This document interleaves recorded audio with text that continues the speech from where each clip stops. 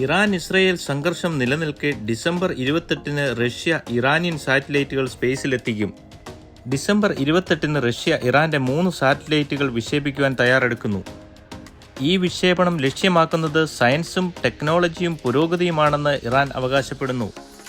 എന്നാൽ അമേരിക്കയും ഇസ്രയേലും ഭയപ്പെടുന്നത് സൈനിക ആവശ്യങ്ങൾക്കായാണ് ഇറാന്റെ സാറ്റലൈറ്റ് വിക്ഷേപണം എന്നാണ്. സാറ്റലൈറ്റുകൾക്ക് റിയൽ ടൈം ഡേറ്റാസ് കൈമാറാൻ സാധിക്കും. പ്രത്യേകിച്ച് ലക്ഷ്യം വയ്ക്കുന്ന സിറ്റികളുടെ ഡേറ്റാസ്, മൂവ്മെന്റ്സ് എല്ലാം റിയൽ ടൈമിൽ നൽകാനാവും. ഇതാണ് ഇസ്രയേലിനെ ആശങ്കപ്പെടുത്തുന്നത്. ഇസ്രയേൽ വിചാരിക്കുന്നത് ഇറാനി സാറ്റലൈറ്റുകൾ സർവൈലൻസ് ടൂളുകളായി ഉപയോഗിക്കുന്നു എന്നാണ്.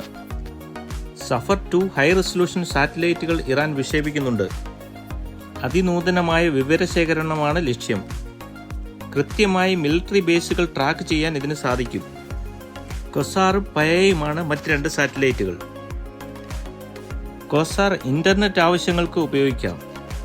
ഇറാൻ ഈ സാറ്റലൈറ്റുകൾ വിക്ഷേപിക്കുന്നത് റഷ്യൻ സ്പേസ് പോർട്ടിൽ നിന്ന് ആണ്.